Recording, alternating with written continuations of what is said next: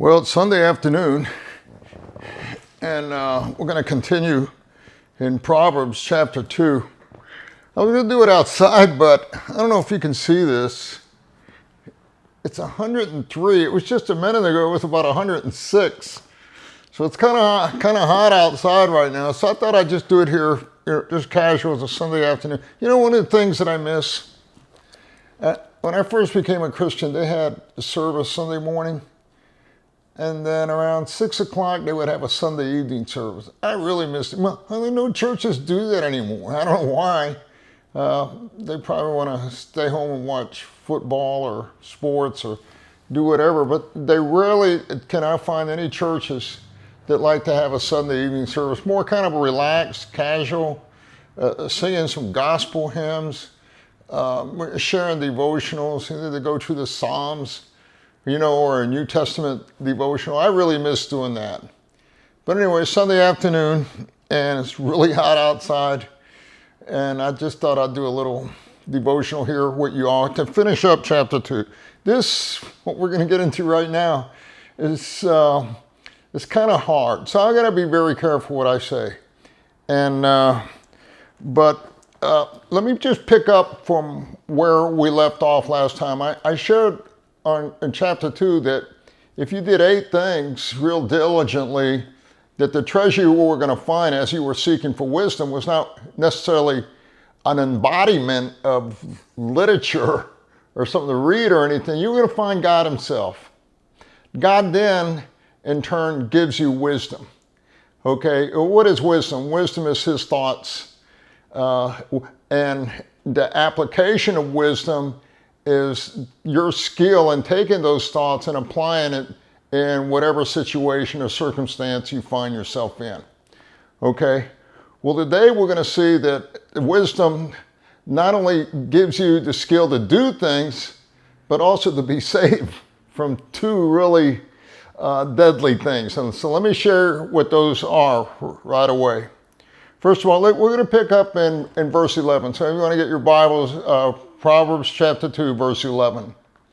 And it says this: discretion will protect you, and understanding will guard you. Basically, discretion is, as you have wisdom, is, what to do in a given moment, and or what not to do. Your discretion is kind of leading you to make a wise choice right there. And then also understanding will guard you. And that has the idea of having godly thoughts or holy thoughts, okay, in a circumstance, especially as you see what we're going to get into right now. Okay, now, it's going to tell us that it's going to save us from 2 things, so you may want to mark 1 and then 2, okay? Wisdom will save you from the ways of the wicked man, from men whose words are perverse, who lead the straight paths, to walk in dark ways, who delight in doing wrong and rejoice in the perverseness of evil, whose paths are crooked and who are devious in their ways.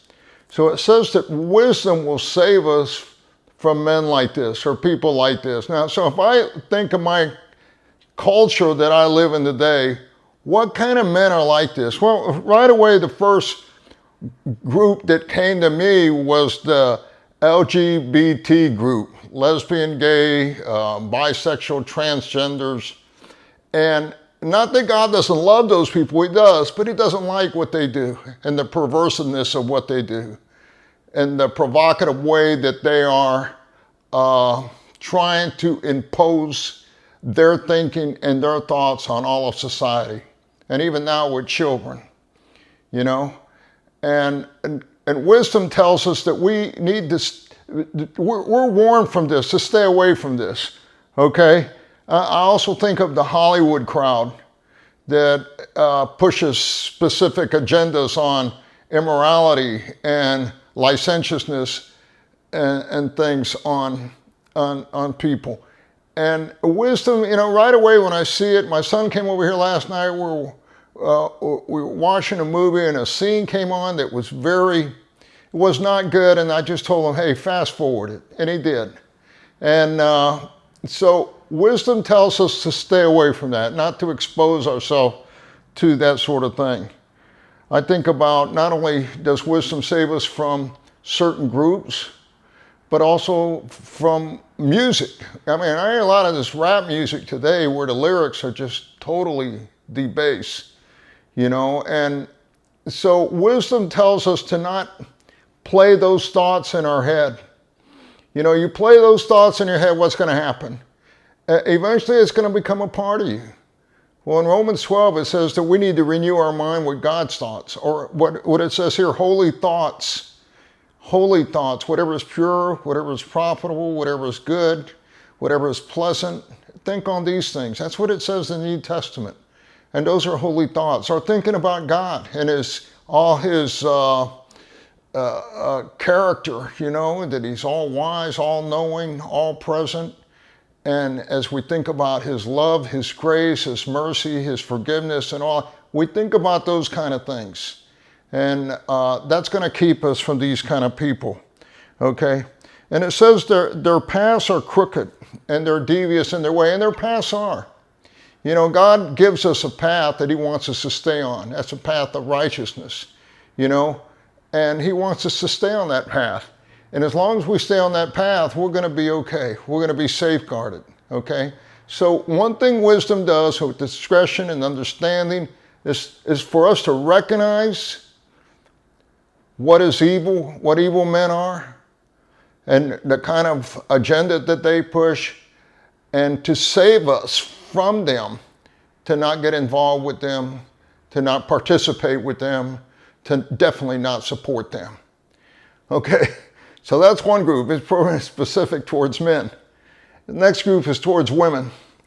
Okay, it says it will also save you from the adulteress, from the wayward wife with her seductive words. And, you know, it's one thing with a wayward wife that is married, and when you think of seduction, I think of a snake, you know, hypnotizing its prey. And women have some women that are wayward have a tendency to do that. And so you need to see that woman for what she is.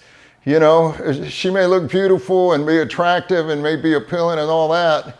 But let me tell you something. The Bible has a real strong warning to stay away from women like this. And it says here, and this is why. It says she has left the partner of her youth and ignored the covenant she made before God. See, she betrayed two things: her husband and her covenant that she made before God. So the question you got to ask yourself is this: if she betrayed them, what do you think she's going to do to you? She's going to betray you too at some point.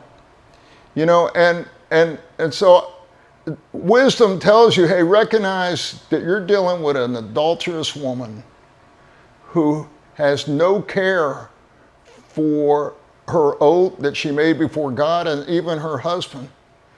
All she wants is what she wants when she wants it. And she, in other parts of Proverbs, says she will reduce you to a loaf of bread. Well, what does that mean? That means that she will consume you and then you're no more.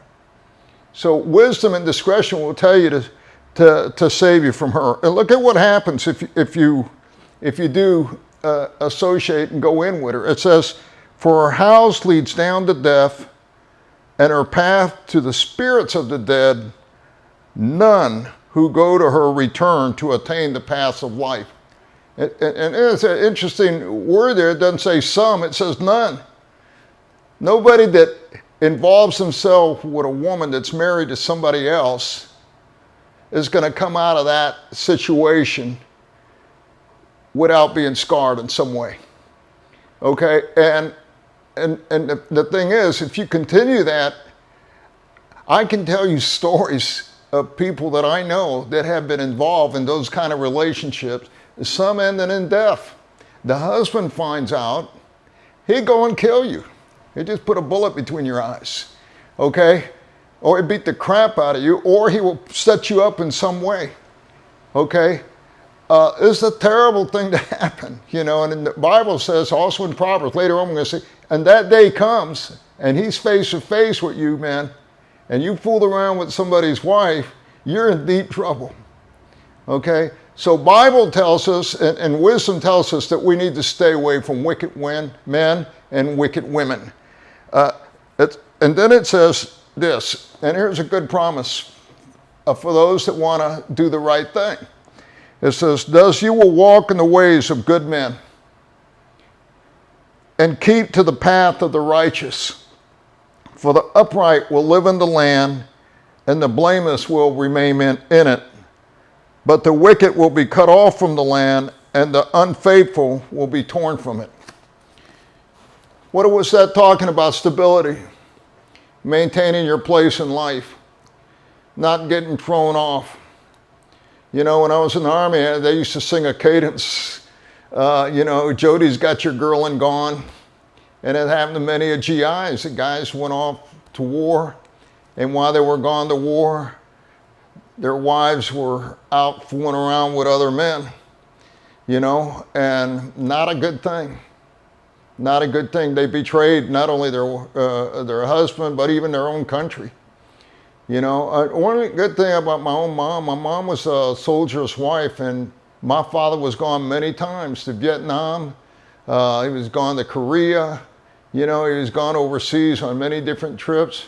And my mother always remained faithful to him all the way till his death, and then to her death.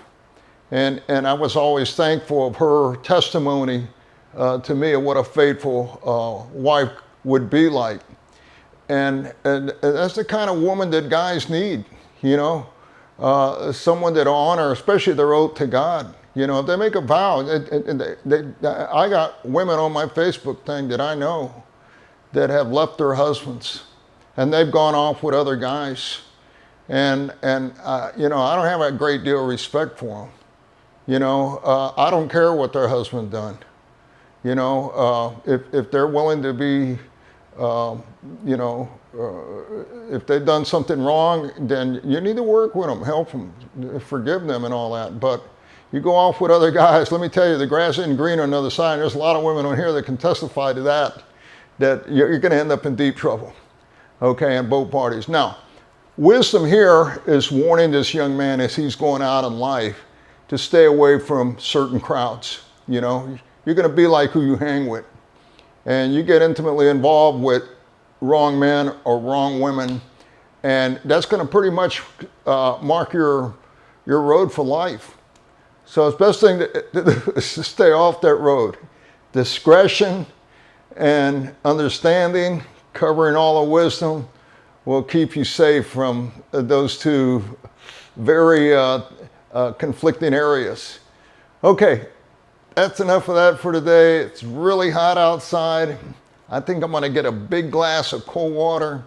And I would like to go to church this evening somewhere, but there is none that I know of. So I'm going to go practice a little tennis. Okay, God bless you all. Bye-bye.